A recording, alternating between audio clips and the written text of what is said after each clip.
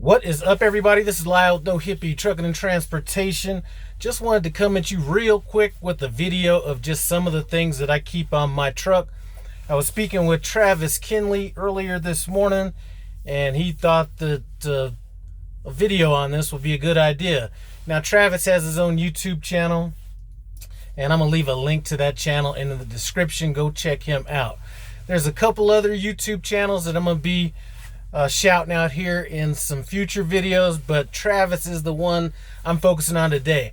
I'm going to try to kind of rush through this, just so this video doesn't, stretch out like Thanksgiving turkey. So let's get into it. Now, a lot of the stuff that I carry on my truck is just going to be the stuff that you are going to need, whether you're driving in winter, whatever. Anti-gel, just things like that. But I'm just talking about some of the outside stuff that you might want to carry with you. Now, the first thing I'm going to talk about is, and just to get it out of the way, is a toolbox. Now, I don't know if I can get it all the way in there, but this is a toolbox. It has a whole bunch of different kind of tools in there, ratchet set, all different kind of stuff, Allen wrenches, basically anything that you would need for a small roadside repair. So I got that on the truck. Let me set that aside. Now, I've been shut down twice over just some stupid stuff. One time I made a hard right turn, yanked out my electrical line, and kind of tore that off at the end. And I've had an air hose go out, and I needed to have somebody come and repair that for me. So what I've done, first of all, let me reach over here right quick. Get you some of this rescue tape, okay? Now, when my airline got a hole in it, it kind of pinched right by the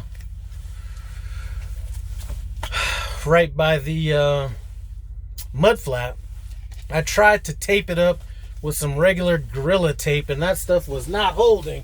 So I bought that just as an emergency, and then I was thinking, you know what?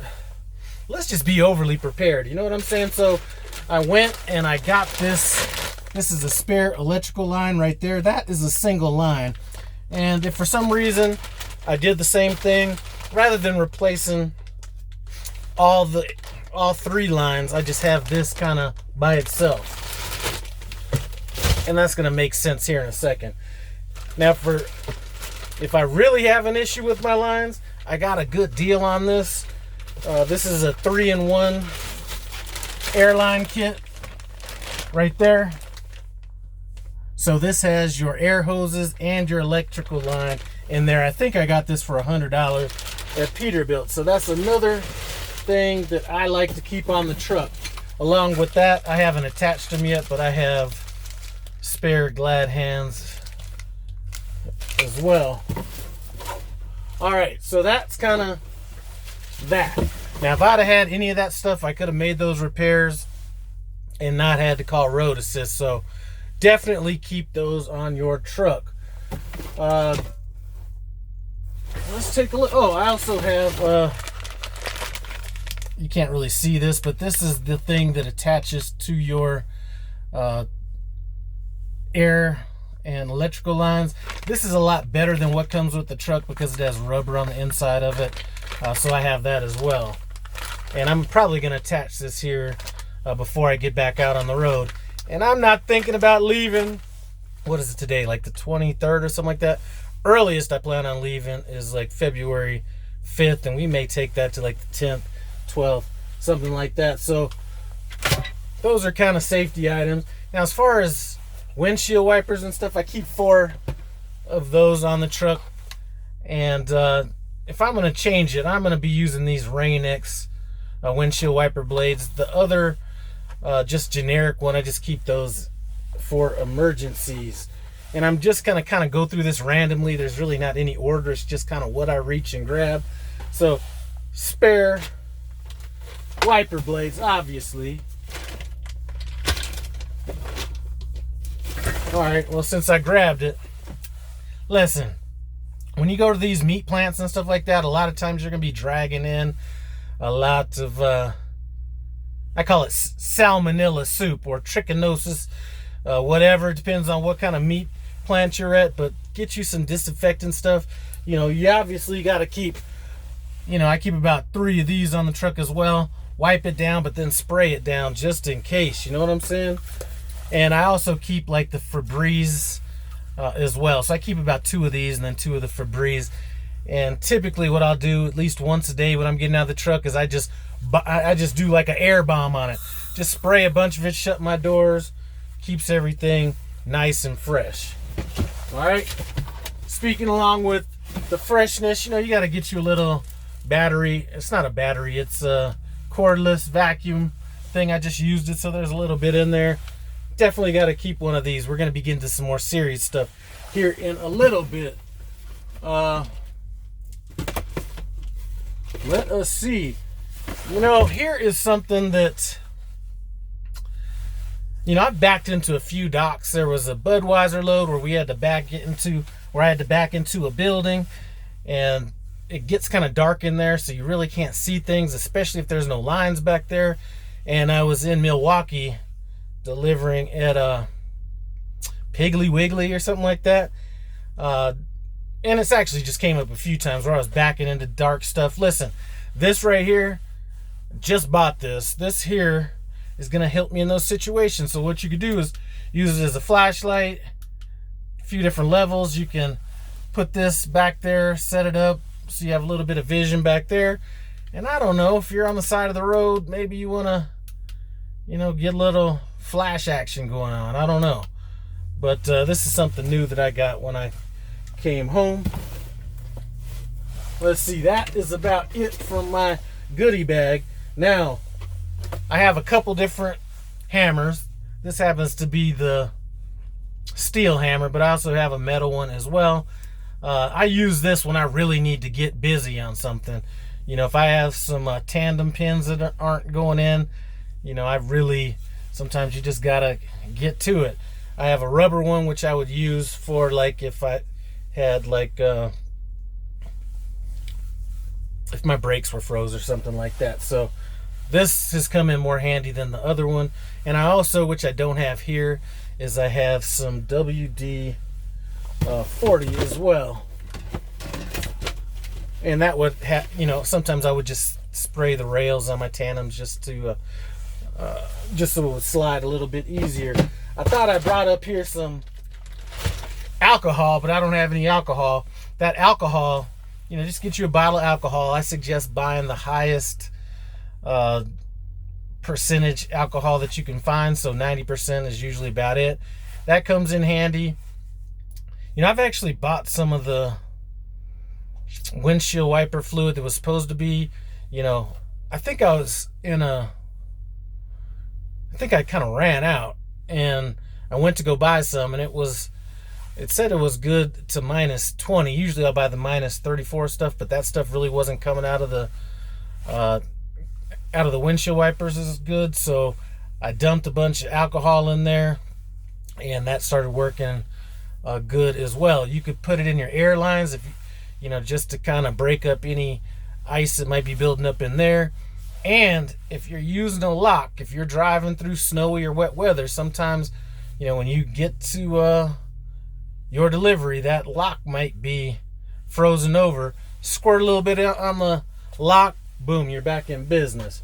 Speaking of which, sometimes when you are at receivers, you know, some of these places put on seals that are damn near better than the locks we got, but I ended up getting a pair of these. Now these are great for the wire seals, and they'll also do good for those plastic like bolt seals that you would see. So that's definitely come in handy. Some other things that I have that I don't have up here. You know, somewhere in my side box, I have like a big old, in a bag, I have a big old piece of chalk. And you don't need a piece of chalk. You could just have a pen, or you can like lick your finger and wipe it on the tire, do whatever. But when you're picking up some of these trailers, especially when they're dropping hooks, you need to make sure that when you pull out, them wheels are moving. So you can just put a line on your tire somewhere, pull forward, make sure that they are moving. And you want to check your tires when you're picking up at these dropping hooks, because I have picked up a trailer where it was, the one part was getting dragged along and the tire was basically flat on that one edge. And I've seen a yard dog at a Cargill pulling a trailer around with the wheels stuck. So that, whatever you need to do to mark your tire, or if you could see it moving, but just make sure that it's moving. Now, the best investment that I've made being on the truck. Okay? I was fighting with the broom and all that kind of stuff. Man, you got to get you a good leaf blower, man. One that blows at least 100 miles an hour. I happen to have the Ryobi, or Ryobi, however you want to pronounce it, 40 volt. This bad boy here, you got the regular level. And then you got, okay, I'm going to just turn on regular and then turbo. Listen, that blows out all kinds of wood chunks and debris and stuff like that. Get you a leaf blower. I'm trying to think if there's anything off the top of my head that, another thing that I have, I think I have it in my glove box, but I keep about 15 latex gloves. And the reason for that is if you need to chain, or if you need to get under your trailer and it happens to be snowy, put those under your gloves just so it doesn't get all wet down onto your actual hands. And sometimes I really don't like having my fifth wheel having all that chunks of grease around the edge. Plus, I'm wasting good grease with it sitting there. So I'll go out there with my glove, wipe my finger around it, spread it out on my fifth wheel, and that is good to go. Another thing that I have in the back is I have some real thick overalls in case I need to get down under the truck or something like that. Personally, I keep chains and auto socks on my truck. The reason I keep both of them is, well, first of all, if some of you guys have been driving down I-70, sometimes you will get that notification that you need to have chains on, but you're at a point where there's really nowhere to park, so you are almost forced to chain at that point. And the distance between the dry pavement and where actually the snow or ice begins is about maybe 3/4 or a mile down the road. If you throw your auto socks on, then you could end up chewing those up. So I keep the chains on for that reason. But if I really need to in a situation where I need to chain, and maybe Wyoming would be a good example. Like if I just need to get over that hill right there, I might just throw on the auto socks. But the easiest way to stay safe when traveling across I-80 in the wintertime is not to travel across I-80 in the wintertime. So I try to keep east of Cheyenne in the wintertime. Call me a pussy, call me what you want to call me, but that's how I roll. It just does not make financial sense to go out there this time of year, so I try to stay off of that unless there's a real need to go across there. Trying to think if there's anything else.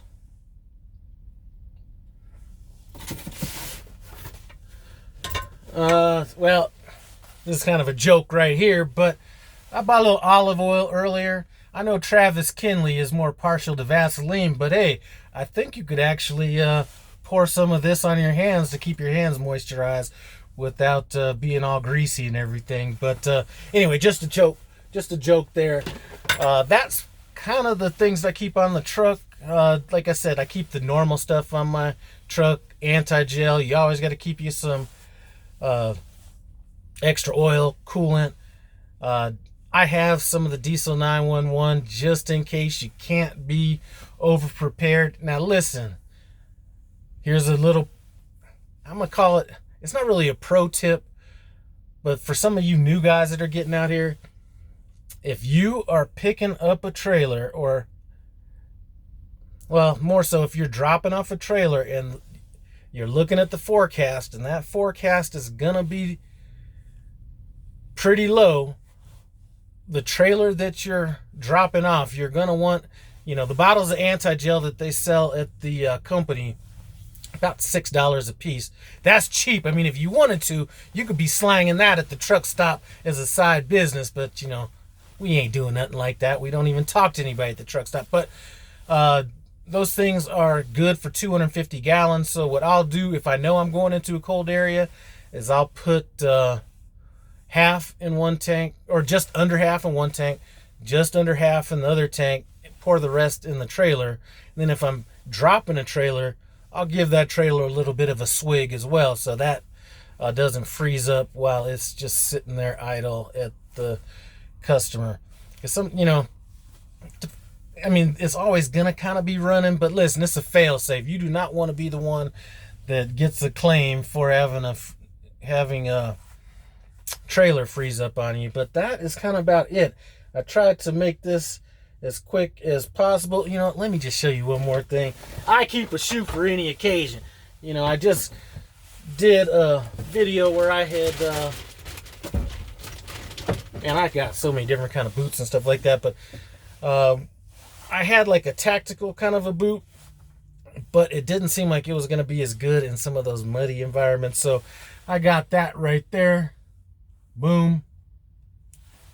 And then for my driving, and this was mainly in the summertime because it is a little bit cold wearing these, but boom, you get your little lightweight shoe like that, man, it's like driving with your socks on. So anyway, that is about it. I do appreciate you guys stopping by No Hippie Trucking and Transportation. Check out your boy Travis Kinley. Link to his channel's in the description. And I got 2 other channels coming up. One non-Prime and one with Prime that just started his channel, who I became friends with about a year ago. So we're going to get to them in my next video. I do have a video coming up about the things that I've learned over the last year that has increased my revenue. And listen, these aren't going to be things that are all that... they're a lot of the things are just things that you just learn over time. There's nothing magical here. It's just mistakes I might have been making when I first started out and kind of like that. But that's for a future video. I'd like to thank you guys for stopping by No Hippie Trucking and Transportation. I appreciate it. Comment, subscribe, and I'm out.